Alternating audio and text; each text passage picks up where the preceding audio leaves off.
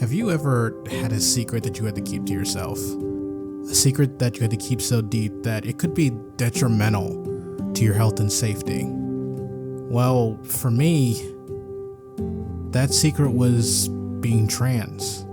Hi, my name is Elizabeth, and this is my journey. So sit back, relax, and let's learn together about what it means to be trans and how we can best support a community under attack.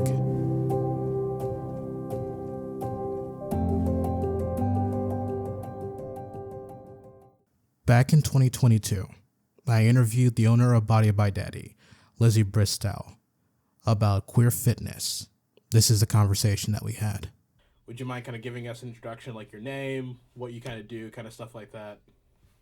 Sure. My name is Lizzie Bristow. I own a company called Body by Daddy, and I write fitness programs for LGBTQ. Awesome. Yeah. So let's just jump into the questions right off the bat. So the first question I have for you is, you run a business that's geared toward, LGBTQ people, meaning trans, non-binary people in fitness. What are some of your experiences with that, and what are some of the things that you learn from building your business and providing the service to your particular clients?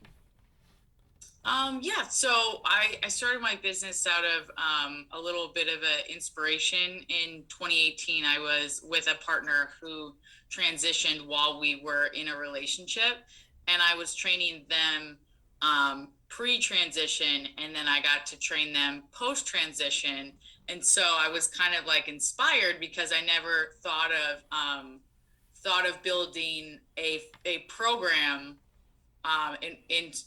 geared towards masculinization. So I was like, this is great. And then I wanted to start a business. And I thought that this was a much needed service that this just doesn't exist. And so that's kind of how the idea was birthed. So I've learned a lot through the few years from then about fitness and running a business. So that's awesome. Yeah, it's great that you started this. So let's jump into the second question I have here. So what are some of your goals that you have for your business, and how does it support the communities that you normally would work with? Well, one of my goals is to reach as many people and help as many people as possible by just teaching kind of like free content of basics, how to work out with I think that most people kind of have a general idea of if they want to lose weight or gain muscle, but I think I would like to kind of inspire society to think a little bit further outside of that construct in regards to fitness, in that it's not just about weight loss or muscle gain, but you can also use fitness to feel better about your body, and it doesn't have to be always getting skinnier, and that may not be the goal. Maybe you want to look like this or look like that. And so I think that in the next 5 years that LGBTQ fitness will be just as big as pregnancy, pre-post, fitness and that sort of specialty. Because I hope that people will start to think about it in that sort of way, more of body appreciation rather than punishment. So yeah. So that's one of my goals. Another goal is that I'd like my business to be as big as possible. I want it to be worldwide. And then we can just join the family. I want to build an army of fit gay people, fit queer people, so we can take on everyone else. So I just want to take everyone with me, kind of thing. Yeah, no, I totally get that. It's part of the reason why I started my business too. So yeah, I totally get that. Take as many people as with you as possible to grow as a community. That's a really awesome goal. Yeah. So kind of my third question here is just if you're allowed to tell us a story about any particular clients you worked with, what are some of the things you noticed when working with them on their fitness? stuff like that, or yeah. Yeah, I think one of the examples I use a lot, he's all over my Instagram, and I use him in a lot of example videos in on my TikTok. His name is Chris. Mm-hmm. He's had an incredible transformation, and like I don't know if I think like the biggest example with him is he's been so successful because he's so consistent. He just does everything in the plan, and that's like why he's consistent. He started eating more and he looks leaner, Mm-hmm. so that's really good too. But I think like the biggest thing one thing that really surprised me after being a year on like TikTok and like in kind of full swing in my business is that like how much of an impact I'll get like lots of messages that are just really sweet of people just saying like even just like your videos really helped me a lot. And so it just kind of fuels me to like keep going. And then I actually am doing some good because I want to make content that's really useful. And so sometimes I don't think like what I'm doing is helping, and then I get that feedback. I'm like, oh wow, that is really helpful. But I don't know if I saw this question in the email and I was like thinking about who I could use, but I don't know if there's anything particularly like, um, there's, there's, there's nothing like new in regards to fitness. I think throughout I'm learning though, I never thought that androgynous fitness would actually be something that people would want until until like I started getting these I have like my custom clients send me vision board photos, and I always get these vision board photos of like anime pictures, Mm-hmm. and I'm like, oh, like that's kind of cool. Yeah. uh, of these like characters I've never seen before, and they just are like beautifully drawn, and like people are like, I want to look like this, I want to look like this androgynous figure. And I learned that that was really like another realm of like I want to look like this, which again breaks the mold of like I want to be skinnier, thinner. A lot of these things that we kind of grew up with. I don't know how old you are, yours, but Yeah. um, I grew up in the Biggest Loser millennia era, Yep. so it was all about looking skinny as possible. That was really like how thin can you be? It's all about looking thin rather than like looking strong or So I feel like I think we're trending in a better towards a better body image society, but I don't know. Yeah. No, I totally understand what you mean because I grew up in that generation of like The Biggest Loser and like all these like crazy fitness shows, like stuff like how skinny can I get, or how like lean can I get kind of deal. So I totally understand what you mean when you say that. But yeah, but Yeah, that's yeah, yeah. it's crazy. Everything you're kind of like judged for is like the beauty is really on a scale of like skinniness, thinness. Mm. Um, and then for, I think for more masculine, it would be how big are the muscles or how lean you are, instead of just like,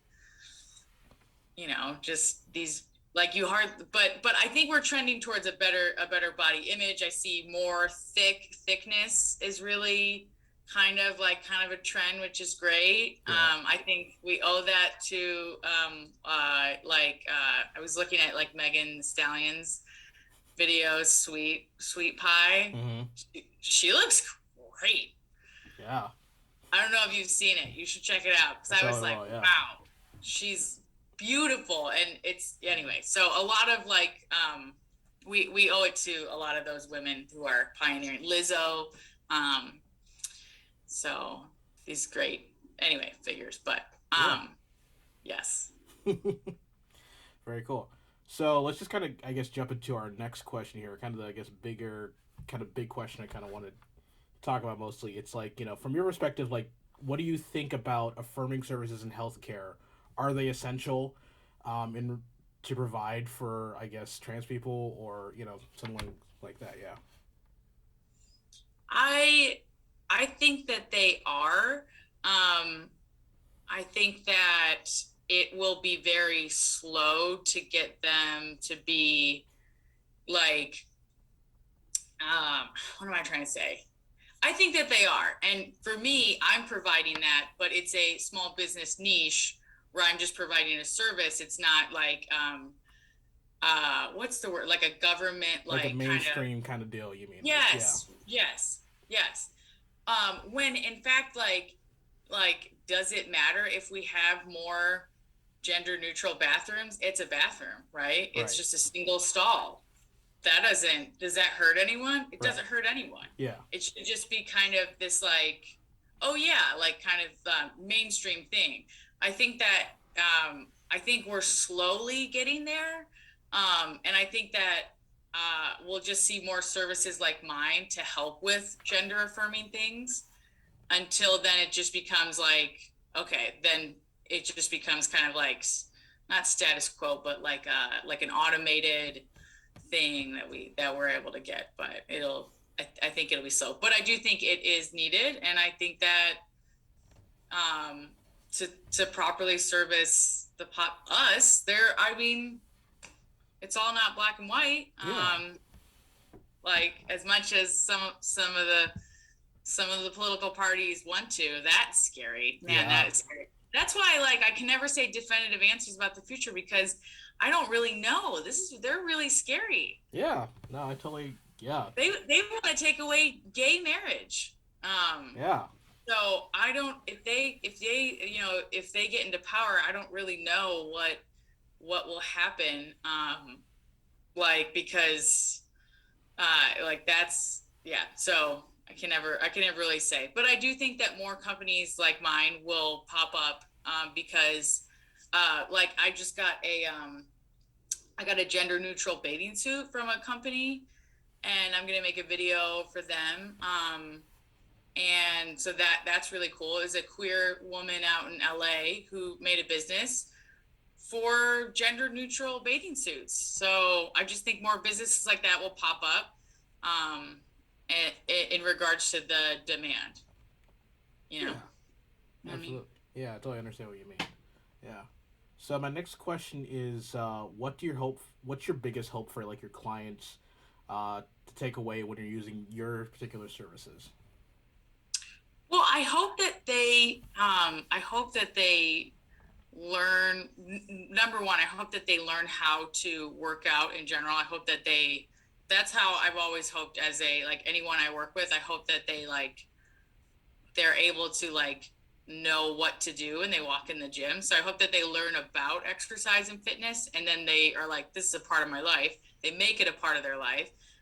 And then they also make a part of their life, they're like loving their body. And that when you go to the gym, it's like a gender affirming practice or it's a body affirming practice, and it feels good instead of like feeling bad about the capsule that you were born in, kind of thing. So I hope that they learn those three things and they like take that away Yeah. from that. Yeah, that's awesome. So kind of here's my like big last question. What is something that you want to say to someone who wants to transition, and what's like advice for someone who's like starting off in their fitness journey? It's like a last kind of deal. Oh, so someone who wants to transition, well, I would say that they should go for it in whatever way that they feel comfortable. Some people want to start hormones, some people don't. Some people want to start a little hormones. I think the biggest thing that we all in our little queer community struggle with is that we might feel alone. I think that is the factor. We may feel alone, but I would say to that person that you're not alone, and then just like go onto the internet and you'll find them. Go to TikTok, you'll find lots of them. Yeah. Anything in between, this way, that way, you'll find some sort of group, and those are where your little family is. And that can help to like have the courage to kind of like go for it. And then in regards to fitness, I would say that that exercise. I talked to some people online about how they're like, how do I work out when sometimes like it feels bad. Feels like it's reinforcing the other direction. And I would say that you can use exercise to feel better if you just understand these like certain general fitness. Like I use my professional knowledge to try to say like, do these things to scale more female, these things to scale more masculine. And they're very easy, like kind of like very basic things to do. But I would say that if you're just starting with exercise, you just start slow, but that exercise can definitely help you, and that you shouldn't avoid it, that you should do it. Start slow. Yeah. That's what I would say. Yeah. Well, thank you, Lizzie, for taking the time out to talk to me today.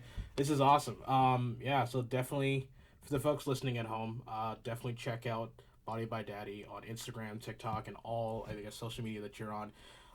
And definitely give it a look at. It's an amazing service. I personally use it myself right now, and it's been great. Great. Yeah.